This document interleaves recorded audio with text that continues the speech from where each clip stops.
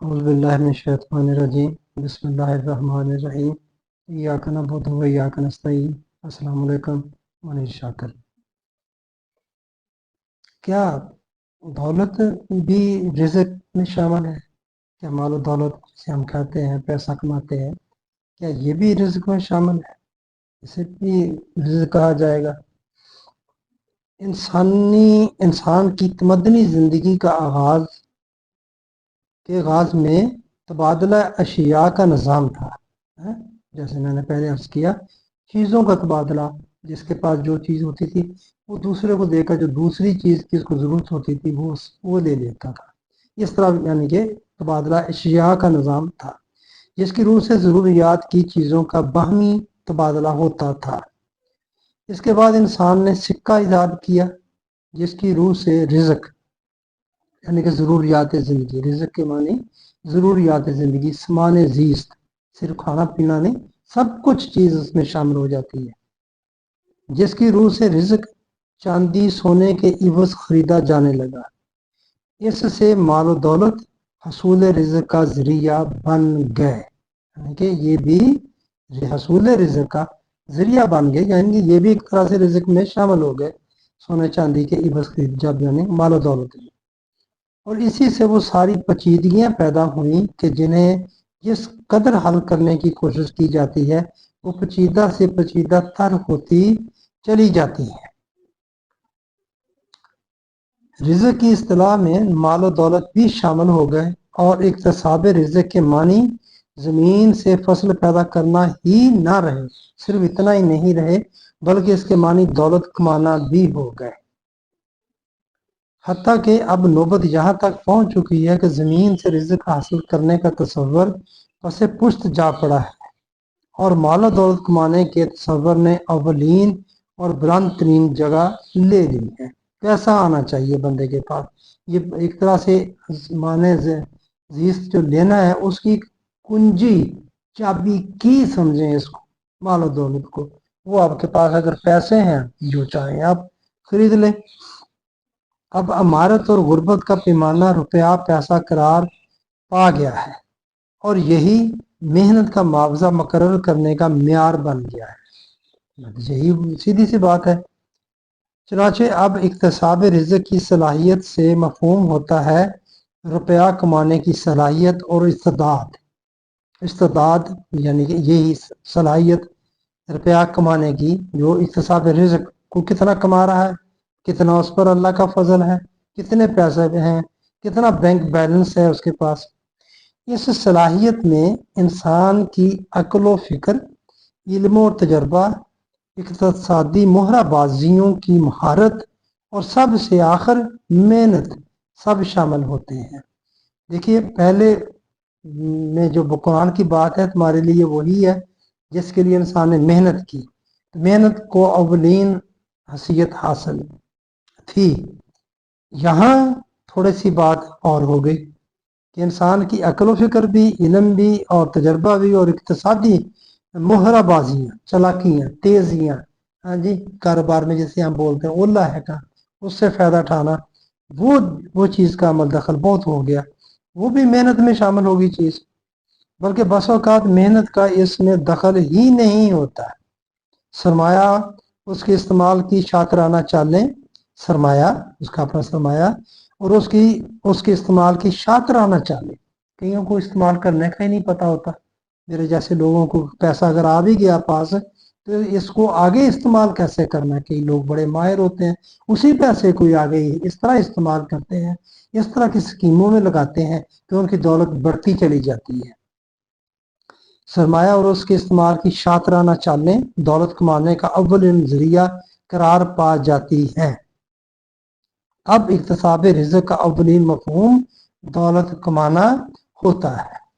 یہ بات یہی عنوان کہنا چاہتا تھا کہ اب سب کچھ جو ہے یہ مال و دولت قرار پا گئی ہے۔ قرآن پاک میں آپ دیکھیں تو مال و دولت جمع کرنے کی نفی کرتا ہے، دو ٹوک طریقے سے نفی کرتا ہے، اور ہم بھی مثالوں سے بھی بتاتے ہیں کہ پانی ہے ایک جگہ پر کھڑا ہو جائے تو وہ بھی بدبو مار دیتا ہے، خراب ہو جاتا ہے۔ اور قرآن پاک میں ایک تو جمع کرنے کے بہت سارے اور پھر یہ سورہ حشر میں ہی ہے غالباً کہ ایسا نظام نہ ہو جو چند لوگوں کے میں ہی تمہارا مال گردش کرتا رہے. اس کی اتنی بھی گردش نہیں تھوڑی رکھنی کہ چند ہی لوگوں کے درمیان جو خاندان ہے ان میں ہی یہ گردش کرتا رہے. ایسا نظام بھی تم نے نہیں بنانا. اجتماعی ساری آبادی کو، سب لوگوں کو، عوام کو سامنے رکھ کے آپ نے ایسا کرنا ہے. لیکن ہم نے نہیں ایسا کیا، نہیں کر پا رہے. بہت ساری رکاوٹیں ہیں اس میں، بہت ساری رکاوٹوں میں میں کہوں گا روایات بھی ہیں، کیونکہ ہم نے ایک روایت اس میں ڈال دی ہے کہ وہ جس میں ہم شرعی واجبات ادا کر کے باقی مال کو جمع کرنے اور من مرضی سے خرچ کرنا اخذ کرتے ہیں، اس کو جائز قرار دیتے ہیں. وہ ڈال کے ہم نے اس نظام دین اسلام کو بالکل نظام سرمایہ داری کر دیا یا بیڑا گرک کر دیا، پٹڑی سے اتار دیا ہم نے بالکل. کہ اور ذرا غور نہیں کرتے، بڑے دھڑلے سے کہہ دیتے ہیں کہ دونوں چیزیں جائز ہیں، کر لیں آپ شرعی واجبات ادا کریں، کرنے کے بعد آپ دل چاہتا ہے مال جمع کر لیں، دل چاہتا ہے نہ کریں. دونوں جائز ہیں اسلام میں، دونوں جائز ہیں. بھائی کس طرح ہو سکتا ہے؟ دو نظام کس طرح ہو سکتے ہیں؟ ایک اللہ، ایک قرآن، ایک رسول، اور ایک نظام اس سے قرآن سے اخذ کیا ہوا. دو نہیں ہو سکتے، یہ دو ہو گئے. اور پھر اگر ضروریات سب کی حکومت پوری کر رہی ہو، اس کی بنیادی ضروریات جسے ہم کہتے ہیں زندہ رہنے کے لیے، جسمان رزق کہتے ہیں، جو بنیادی ضروریات حکومت پوری کر رہی ہو، پھر آپ کہہ لیں جی جس میں جمع کرنا کرے، جس کا نہیں کرنا نہ کرے. پھر وہ جمع کیوں کرے؟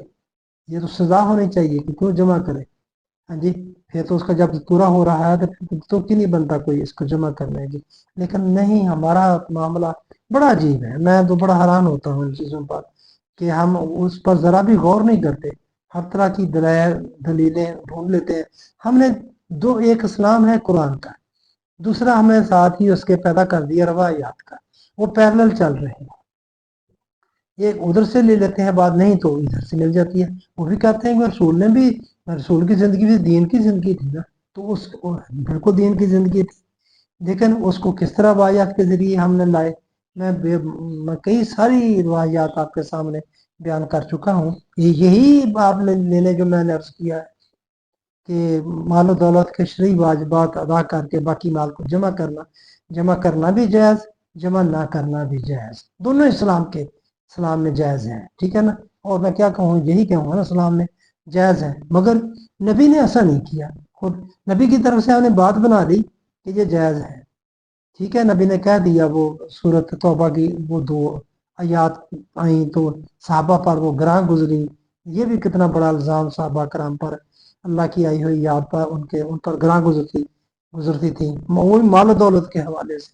ہاں جی، تو پھر آپ کے پاس گئے حضرت عمر رضی اللہ تعالیٰ عنہ، اور پھر انہوں نے آپ نے پوچھا کہ آپ تم لوگ زکوٰۃ نہیں دیتے ہیں؟ آپ نے کہا دیتے ہیں، زکوٰۃ دیتے ہیں. تو بس ٹھیک ہے، پھر سب کچھ وہاں سے ہم نے اس سے بات ایک نکال کے پکی کر دی کہ مال و دولت کے شرعی واجبات آپ ادا کریں اور باقی مال آپ جمع بھی کر سکتے ہیں اور من مرضی سے خرچ بھی کر سکتے ہیں. بات وہیں کی وہیں یہاں کیپٹلزم کہتا ہے. تو میں عرض کر رہا ہوں کہ یہ 2 راستے دی. اب یہ روایت یہ تو نہیں کہتی کہ قرآن کا حکم نہ مانے، لیکن چونکہ یہ نبی کی طرف منسوب ہوگی، نبی کی طرف سے کی ہوئی بات، ایک طرف سے قرآن، اور نبی قرآن کے بغیر چلتا نہیں. نبی کی ساری زندگی دینی ہے، لہٰذا انہوں نے، حالانکہ یہ نبی نے خود کام نہیں کیا. یہ بڑی عجیب بات ہم کرتے ہیں. نبی نے کہہ دیا کہ ٹھیک ہے، لیکن نبی نے خود یہ کام نہیں کیا. دولت کے شرعی واجبات ادا کر کے باقی مال آپ نے جمع نہیں کیا. آپ نے حج نہیں کرنا تھا، آپ نے جہاد نہیں کرنا تھا، آپ کے بال بچے نہیں تھے. کتنی 11 شادی کہتے ہیں اس وقت، کتنی ہوگی جو بھی کہتے ہیں. بعض اس میں عجیب و غریب باتیں ہیں کہ بیک وقت 4 ہی تھیں آپ کے پاس. چلے بعد میں یہ استثناء پہلے تھا، بعد میں اللہ نے یہ بھی ختم کر دیا تھا کہ اب آپ نے نہیں اتنے ہی رکھنی ہے. اور یا جو کہا جن کو آپ بنا لیں، بس پابندی ایک طرح سے لگا دیجیے، ختم ہو گیا. لیکن یہ کیا بات ہم نے کر لی جس پوری معاشرے کی، جو پورا معاشرہ اس پر ڈپینڈ کر رہا ہے، یہ مال و دولت پر، یہ رزق پر ہے. دیکھیں اس کے بغیر تو کچھ نہیں چل سکتا. اس پر ہمارا دین ہم نے کیا بنا دیا. ہاں جی، مال و دولت کے شرعی واجبات دیں اور اس کے بعد آپ اس کو جمع کر لیں اور مرضی سے خرچ کر لیں. میں عرض کر رہا ہوں 2 راہیں، 2 آپشن، 2 چیزیں بہت سارے معاملات میں ہم نے کر دی جس نے بگاڑ پیدا کر دیا. دو ہو نہیں سکتے. دین ایک ہے, ایک قرآن سے اخذ کیا ہو, ایک رسول پر وہ قرآن آیا ہوا اور ایک اللہ کی طرف سے آیا ہوا, تو وہ ہو نہیں سکتا. خیر یہاں بات مال و دولت کی تھی, یہ بڑا ہی موضوع لمبا ہے, کیا جا سکتا ہے, لیکن کیا کرنا, یہاں بات سے بتانا مقصود تھی کہ ہاں یہ اب رزق میں شامل ہو گیا ہے. بلکہ یہی رزق ہے جس کے پاس زیادہ ہے, تو ہم کہتے ہیں اللہ نے بڑا اس کو نوازا ہوا ہے, بڑی اللہ نے اس کی باہ پکڑ لی. جو کو ٹھیکیداری شروع کر دے, دیکھیں اللہ نے کتنی باہ پکڑی اب اس کے پاس. ریل پہ ہے پیسوں کی, گاڑیوں کی اور سب کی. تو قرآن پاک میں بھی آتا ہے فضل کی بات ہے, پھر نکل جو اللہ کا فضل تلاش کرو. تو ہم نے کہا کہ رزق ہوتا اللہ کا فضل, پھر ہم اس کو ہاتھوں کا میل بھی کہتے ہیں. تو میں تھوڑا سا عرض کر دوں, یہ جو فضل والی بات ہے یہ ایسے نہیں ہے, یہ اس کا استعمال, ہر چیز کا استعمال. دیکھیں آنکھیں دی ہے, یہ بھی پھر فضل ہوگی, کان ہے یہ بھی فضل ہو گئے, نعمتیں ہیں نا, ہاتھ پاؤں سارے, مگر یہی آپ کے لیے باعث غضب بھی ہو سکتی ہیں, ان کے استعمال پر ڈپینڈ کرتا ہے. اسی طرح یہ مال و دولت اللہ کا فضل ہے, اگر اس کا جو استعمال ہے جسے اللہ نے کہا ویسے اگر ہوگا, تو اس کا استعمال آلریڈی پہلے ڈیسائیڈ کر دیا گیا ہے قرآن میں. میں تو یہ کہتا ہوں جب ڈیسائیڈ ہوگا تو اس کو آپ اللہ کا فضل کہیں گے. یا سالونہ کا ماذا ينفقون قل العفو, وہ پوچھتے ہیں آپ سے کیا خرچ کرے, کتنا خرچ کرے, تو ان سے کہہ دو جو ضرورت ہے. یہ نہیں بتایا کہ اتنا خرچ کرو, چوتھا حصہ کر دو, تیسرا حصہ کر دو, آدھا کر دو, اس طرح نہیں جواب دیا. قل العفو, فرمایا ضرورت سے زائد رو, جو اپنی ضرورت پوری کرو. تو یہ چیز تقاضا کرتی ہے ایک تو ضروریات کو ڈیفائن کیا جائے, اور دوسری چیز یہ تقاضا کرتی ہے کہ آپ اپنی ضرورتوں کو کم سے کم سطح پر رکھیں, کم سے کم سطح پر رکھیں, جس سے آپ کا گزارا ہو جائے. اگر میرا گزارا موٹر سائیکل سے ہوتا ہے تو میں گاڑی کیوں لوں, اگر چھوٹی گاڑی سے میرا گزارا ہو رہا ہے میں بڑی گاڑی کیوں لوں. تو پھر اب دیکھیں اسی حوالے سے دیکھ لیں, اگر میری نیند چارپائی پر پوری ہو جاتی ہے, تو پھر ہم نے یہ لاکھوں روپے کا جو فرنیچر گھر میں ہوتا ہے, یہ پلنگ وغیرہ, اور اس کی کوالٹی پر آگے جائیں, تو پھر یہ کیوں. آپ دیکھیں اسی ذرا, آپ تھوڑی سی نظر دوڑائیں کس طرف ہم چاہ رہے ہیں. ایک 2 پیسے کا بٹن ہمارا کف جو ہے قمیض کا وہ بند کر سکتا ہے, تو وہاں سٹڈ جو ہے وہ اس کی بھی قیمتیں سینکڑوں ہزاروں لاکھوں روپے میں ان کی قیمتیں ہیں, وہ کیوں لیں. یہ میں کہتا ہوں کہ یہاں دیکھیے یہ استعمال کپڑا ہے, آپ نے سوٹ پہننا ہے, ٹھیک مناسب آپ سوٹ لے لیں, لیکن سفید پہننا ہے, اگر وہی 50,000 کا یا لاکھ روپے کا ہوا تو پھر فائدہ کیا اس سفید کا, اسے سنت پوری کرنے کا. یہ کیسی سنت پوری ہوئی. پھر جوتے کو دیکھ لیں آپ, نرم ہو, اعلیٰ کوالٹی کا ہو, ہزار میں, اب تو ہزاروں میں, اب تو تھوڑے سے میں سوچی بہت کئی علاقوں میں بھی ہو سکتے ہیں وہ جوتے پہنے. تو جو نبی نے پہنا ہے وہ دیکھا ہے, وہ کہ اس کی تصویر بنا کے بیج بنا کے ہم اپنی ٹوپیوں میں اور پگڑیوں میں اور سینے پر لگا لیتے ہیں فخر کے انداز سے. یہ میں کہتا ہوں یہ ظاہر کرنے کے لیے میں بڑا عاشق رسول ہوں, اس سے تو یہی ظاہر ہوتا ہے. میرے دل میں تو یہی آتا ہے کہ یہ بندہ اپنے آپ کو ظاہر کر رہا ہے کہ میں بڑا عاشق رسول. تو ویسے جوتا کبھی پہنا ہے کسی نے, دیکھا ہے کسی کے پہننا ہوا, ویسے بنائے ہیں موچی, ویسے لوگ یہ جنہوں نے لگائے ہوتے ہیں بیج, یہ ویسے جوتے پہنے ہیں, وہی ایک جوتا نظر آتا ہے. تو میں دیکھیں وہ جوتا گرمیوں میں پہنا جا سکتا ہے, سردیوں میں نہیں پہنا جا سکتا. سردیوں میں پہنیں گے تو مشکل ہوگی آپ کو. لیکن مدینہ شریف میں تو موسم جو ہے وہ پاکستان کی طرح کا, سردیوں میں سردی پڑتی ہے, گرمیوں میں گرمی پڑتی ہے. تو وہ دوسرا جوتے کا کوئی روایت ملتی ہے تو آپ نے بند جوتا پہنو. کہنے کا مطلب ہم باتیں کرتے ہیں, عمل نہیں ہے ہمارا. اگر ہم نے اسوہ حسنہ پہ چل رہا ہے تو زندگی نبی کی یہی ہے نا.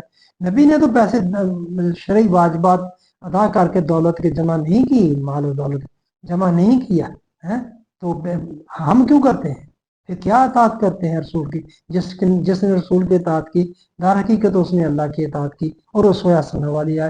نبی نے یہ کام نہیں کیا, نبی کی طرف سے ہم نے اپروول لے لی, ہاں جی, لیکن یہ نہیں دیکھتے کہ نبی نے نہیں کیا اور کیوں نہیں کیا, وہاں کوئی نہیں بات کرتے. خیر بس اتنی سی بات میں نے عرض کرنا تھی, کیونکہ مال و دولت کے حوالے سے یہ بات تھی تو میں نے عرض کر دی. جہاں فضل ہے تو پہلے سے ڈیسائیڈ ہے اس کا استعمال, کسی چیز کا استعمال ہی اس کو باعث فضل اور باعث غضب بناتا ہے. اللہ تعالیٰ کی کسی بھی نعمت کا ہے اللہ کی نعمت, مگر اس کا استعمال آگے, یہ اپنے ہاتھوں کو دیکھ لیں, کانوں کو دیکھ لیں, आंखों को देख लें, पाँव को देख लें, टांगों को देख लें, ये सारी अल्लाह की नियमतें ही है ना। तो ये इनका इस्तेमाल ही आगे जो है वो हमें जन्नत में लेकर जाएगा, इस्तेमाल ही हमें दोज़ख में लेकर जाएगा। तो बस यही बात मैंने अर्ज करनी थी। मेहरबानी, आपने मेरी बात सुनी। अस्सलाम वालेकुम रहमतुल्लाह।